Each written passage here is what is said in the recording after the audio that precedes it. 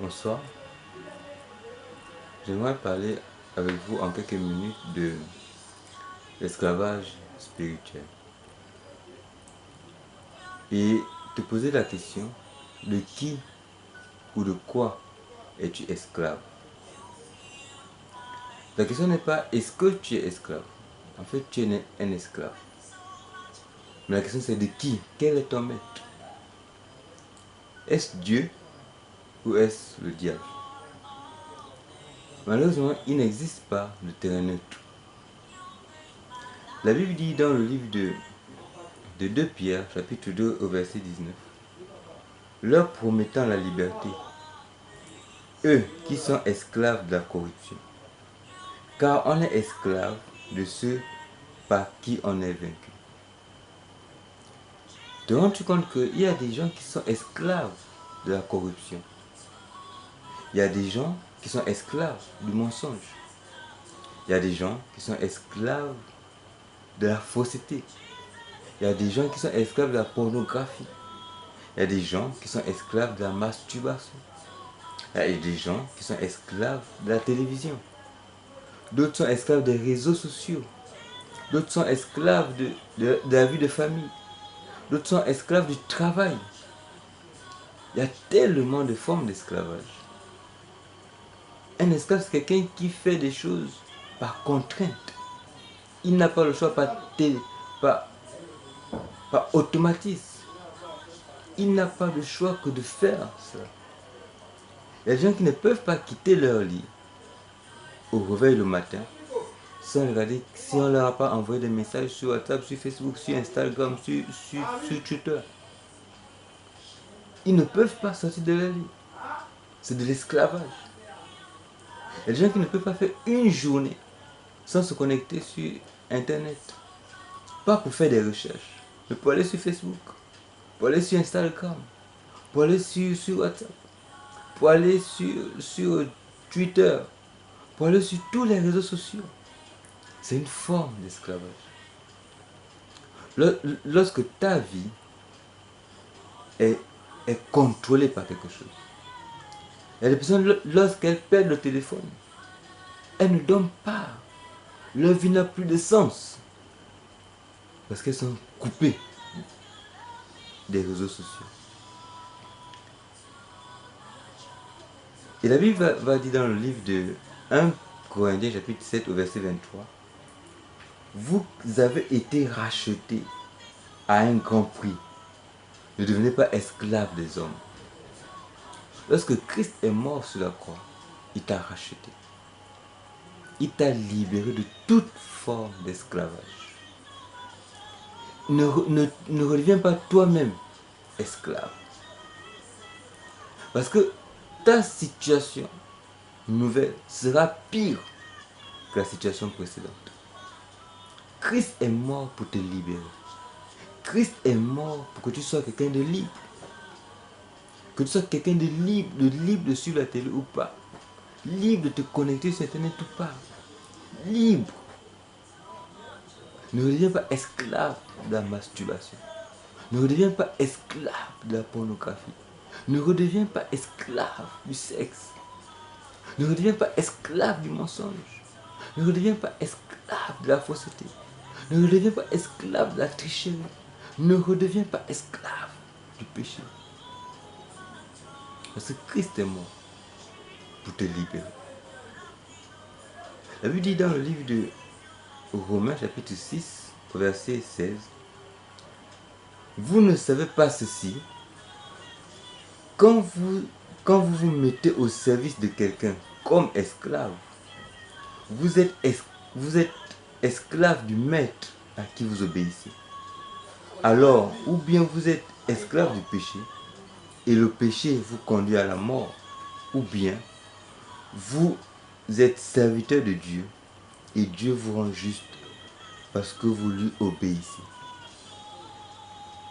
Lorsque tu décides volontairement d'être esclave du péché, d'être esclave de la masturbation, d'être esclave du mensonge, d'être esclave des réseaux sociaux, d'être esclave des croyances stupides, d'être esclave de la distraction, d'être esclave de la relaxation, d'être esclave de l'oisiveté. Ta seule destination, c'est l'enfer. Mais Christ est mort.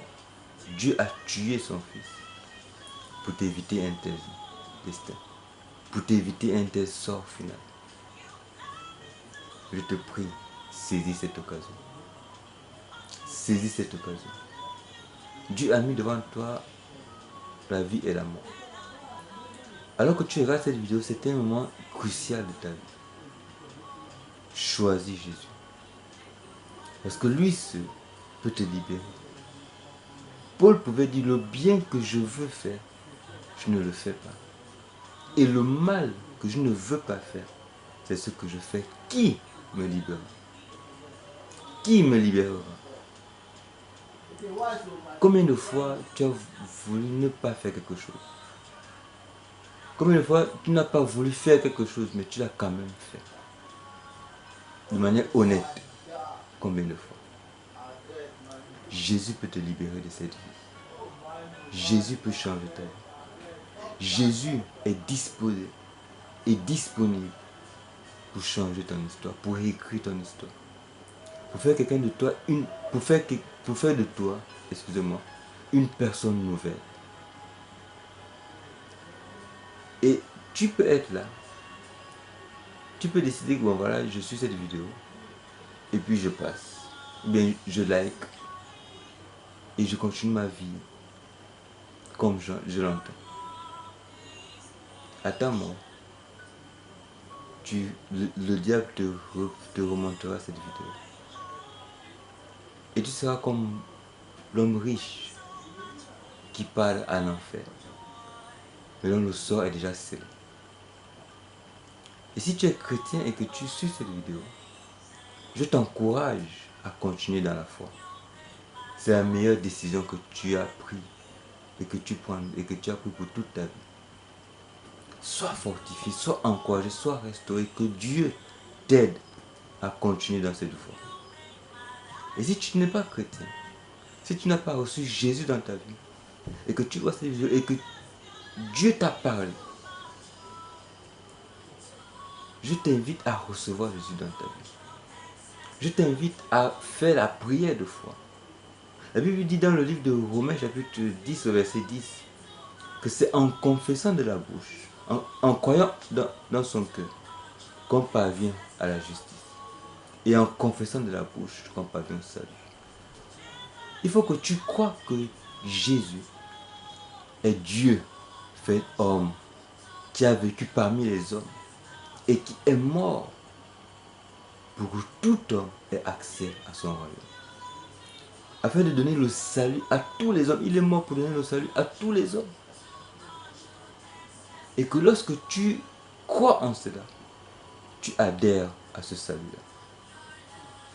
Et que tu confesses ta foi par des paroles. Et si tu es partant, j'aimerais que tu répètes avec moi ces paroles. Seigneur Jésus, je te dis merci pour ta parole ce matin. Pour ta parole en cet instant. Je reconnais tous mes torts. Je reconnais être esclave du péché. Je reconnais m'être attaché aux choses que tu détestes. Je reconnais être loin de ta face. Mais tu m'as parlé en cet instant. Tu me parles en cet instant. Merci pour ta grâce. Merci pour ta miséricorde. Merci pour l'attention particulière que tu me donnes. J'accepte cela, Seigneur. Je te reçois dans ma vie. Je crois en ton sacrifice. Je crois que tu es mort pour me donner la vie. Je crois que tu es mort pour sauver mon âme déchue. Je t'accepte, Seigneur. J'aimerais entrer dans ta famille. J'aimerais entrer dans cette grâce que tu me donnes. Merci pour tout ce que tu fais. Aide-moi à devenir quelqu'un de meilleur. Réécris mon histoire, Jésus. Merci de m'accueillir dans ta grande famille. Que ton nom soit béni et glorifié. Au nom de Jésus, Amen. Sois la bienvenue dans la famille de Dieu. Félicitations. Je t'exhorte à continuer dans cette voie. Rapproche-toi demande à Dieu de t'orienter vers une assemblée. pour grandir dans ta relation avec Dieu, pour grandir dans ta foi, pour grandir dans ton intimité avec Dieu. Et que Dieu te bénisse. J'espère un jour te rencontrer et te serrer très fort en tant que frère. Sois béni.